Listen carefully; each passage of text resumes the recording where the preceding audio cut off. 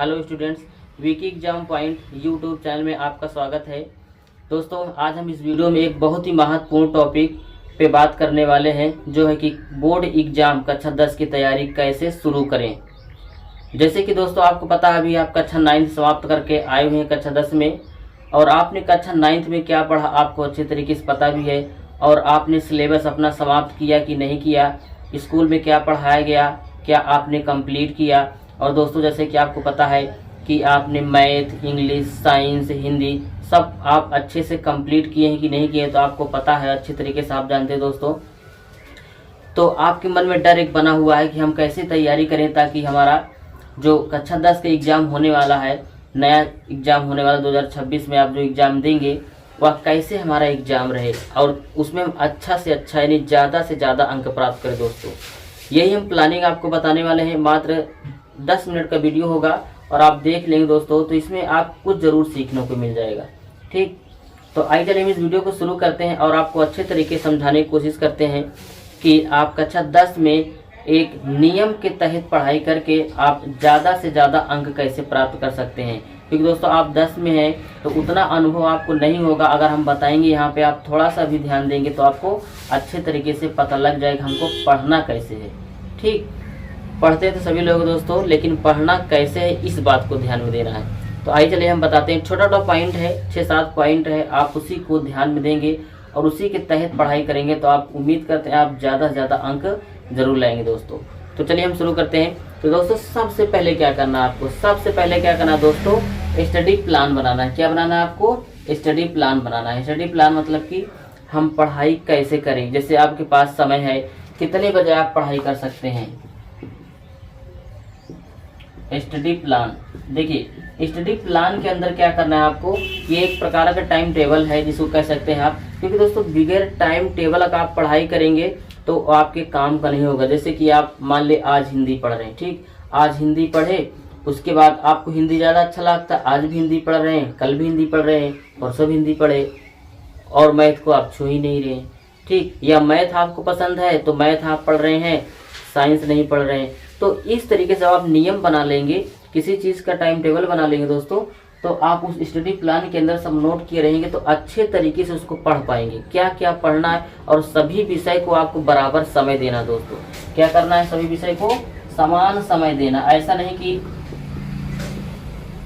समान समय देना है। ठीक, ऐसा नहीं कि आप मैथ रोज लगाते रहेंगे, हिंदी छूट जा रहा है उधर, साइंस पढ़ रहे हैं और इंग्लिश छूट जा रहा है इधर, तो ऐसा नहीं पढ़ाई करना है आपको। ऐसे में क्या होगा, आपको जो ज़्यादा अच्छा लगता है आप वही बार बार पढ़ेंगे, जो आपका कमज़ोर उसको पढ़ेंगे नहीं। तो ये गलती आपको सबसे पहले नहीं करना है, और सबसे ज़्यादा उसी को टाइम देना है जो विषय आपका कमज़ोर है दोस्तों।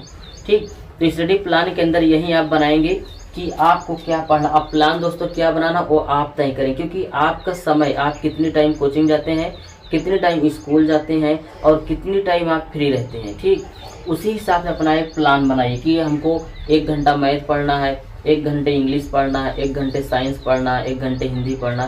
तो ये सब विषयों को आप अपने हिसाब से टाइम टेबल बना करके उस पर पढ़ाई करें। अगर आप कहेंगे दोस्तों हम उस टाइम टेबल को भी ला देंगे, आप उस पर सेट करिए। क्या आपका टाइम टेबल अगर हमारे बताए के अनुसार सेट हो रहा है तो आप उस पर पढ़ाई कर सकते हैं। अगर नहीं सेट हो रहा है दोस्तों तो अपने हिसाब से अपना टाइम फिट कर लीजिए कि हमको क्या पढ़ना है। ठीक, ये बात आपको ध्यान में रखना है। और दूसरा मेरे बात क्या बताया दोस्तों कि ये मान लीजिए पहला प्लानिंग क्या करना है आपको, स्टडी प्लान करना है। दूसरे में क्या करना है, सभी विषय को समान टाइम देना है, मतलब बराबर समय देना है, 2-2 घंटे।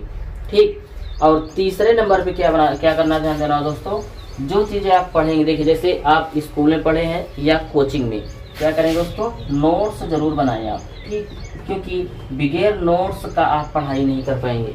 नोट्स बहुत ही महत्वपूर्ण दोस्तों। कैसे, देखिए अगर आप नोट्स नहीं बनाएंगे, आपने मैथ लगाया, ठीक, मैथ लगाते चले जा रहे हैं, विज्ञान पढ़ते चले जा रहे हैं, हिंदी पढ़ते चले जा रहे हैं, आप जब दोबारा रिवाइज करेंगे तो आप कहाँ से पढ़ेंगे। आप यहाँ पे लिख कर छोड़ दिए और पढ़ने का आपको मौका ही नहीं मिल रहा है।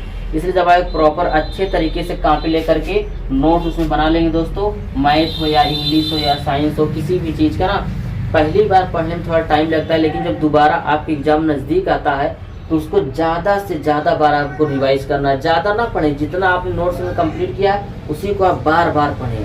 ठीक, जितना आपने पढ़ लिया उतना बहुत, उसी को आप बार बार रिपीट करें तो आपको अच्छे तरीके से नोट्स के माध्यम जितनी चीज़ें होंगी आपके दिमाग में फीड हो जाएंगी। इस बात को आपको ध्यान में रखना है। तीसरी पॉइंट क्या है, नोट्स बनाना है। ठीक, विषय समाप्त होने पर क्या करें आप, जब विषय आपका सिलेबस समाप्त हो जाए तो उस नोट्स को रिवाइज करना और बीच बीच में भी रिवाइज करते रहना है, दोबारा रिपीट करते रहना, पढ़ते रहना है। ठीक, ये हो गया नोट्स बनाना है।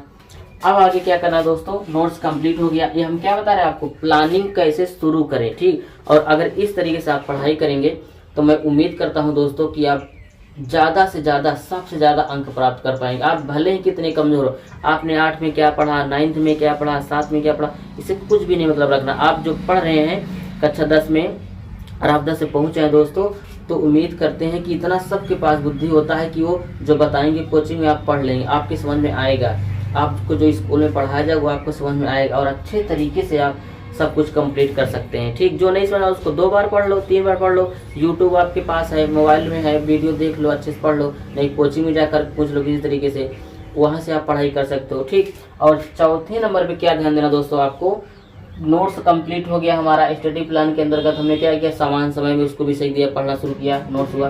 अब क्या करना है, चौथे पे ध्यान देना किस बात को आप, कि जो PYQ होता है ना, PYQ मतलब हुआ जो पिछली परीक्षाओं में पूछा गया प्रश्न है, प्रीवियस ईयर क्वेश्चन, जैसे 2023, 2024, 2025 ये जो परीक्षाएं हुई हैं उसका जो प्रश्न पत्र होता है, जैसे अंशाल रहता है आपके पास ना, तो अंशाल नया आता है जब एग्जाम होने वाला रहता है तब आप पहले ही थोड़ा अंशाल, पुरानी अंशाल ले लीजिए। ठीक, जो अंशाल रहता है और उसमें क्या होता है कि प्रीवियस ईयर का प्रश्न पत्र जो दिया रहता है आप उसको जरूर हल करें।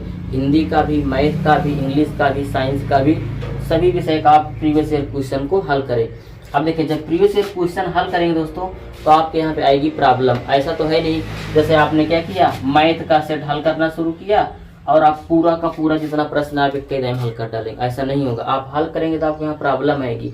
कुछ क्वेश्चन होंगे जो आएंगे और कुछ प्रश्न होंगे जो आपको नहीं आएंगे। ठीक, जो आएंगे वो ठीक है, जो प्रश्न आपको नहीं आता, जो छूट जाता है, उसको उस टाइम नोट कर लीजिए वहाँ पे। अब नोट कर क्या करेंगे, PYQ करते समय जब नोट कर लेंगे तो यहाँ से आपको पकड़ में आएगी कमजोरी, ये हमारा टॉपिक कमजोर है। मान लीजिए आप मैथ हल कर रहे हैं, एक क्वेश्चन था त्रिकोणमिति क्वेश्चन, आप वहाँ से नहीं हल कर पा रहे, तो आप क्या करें, देखें किस टॉपिक से क्वेश्चन है, वो आपको अभ्यास नहीं समझ में आए इसलिए आपको वो क्वेश्चन छूट रहा है। ठीक, और आए आप पढ़ने के बाद, सेट लगाने के बाद क्या करें, किताब खोलें, किताब में उस टॉपिक को खोलें।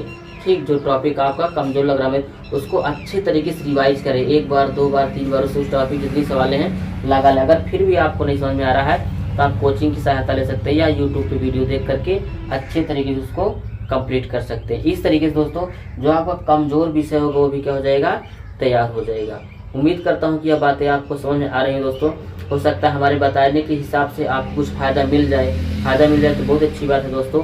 आपका 1-2 नंबर भी बढ़ जाता है तो बहुत अच्छी बात है। अब चलिए दोस्तों, इतना हो गया ना। पांचों क्या करना दोस्तों, मदद लेना है आपको, मदद ले। ये क्या है दोस्तों, मदद लेना मतलब ये हुआ, जैसा भी मैंने आपको बताया कि आप PYQ जब लगाएंगे तो आपको समस्या आएगी। जब समस्या आएगी तो आप अपने से मान लो नहीं समझ पा रहे हो, ठीक, तो वीडियो की मदद ले। जैसे यूट्यूब पे वीडियो देखो उस टॉपिक का, अगर वीडियो में भी नहीं समझ में आ रहा तो आप कोचिंग में जाकर पूछ सकते हैं या स्कूल में जाकर अपने गुरुजी से पूछ सकते हैं। तो ये है मदद लेना दोस्तों। ठीक, इस बात को ध्यान देना है। और दोस्तों सबसे अंतिम बात जो है और सबसे महत्वपूर्ण बात है आपके लिए, क्या, स्वस्थ रहें। क्या रहें दोस्तों, स्वस्थ रहें, स्वस्थ रहें। क्योंकि दोस्तों अगर आपका स्वास्थ्य नहीं ठीक रहेगा सारी पढ़ाई बेकार है, किसी काम की नहीं है। आप बीमार रहेंगे, आप पढ़ ही नहीं पाएंगे। ठीक, स्वस्थ रहें मतलब अच्छा खाना खाएं। ठीक, अच्छा खाना खाएं, अपने सेहत का ध्यान रखें, व्यायाम करें और दोस्तों टाइम से थोड़ा सा व्यायाम भी कर लें, जिससे आपका शरीर क्या रहेगा, स्वस्थ रहेगा। और भरपूर नींद लें, अच्छे तरीके से जितना नींद आवश्यकता होता है आप सोएं, सो करके उसके बाद उठें, आप फ्रेश होकर के तब पढ़ाई करें। और इन सब बिंदुओं पर अगर दोस्तों आप ध्यान देंगे तो आप बहुत अच्छे तरीके से अपने तैयारी को शुरू कर सकते हैं।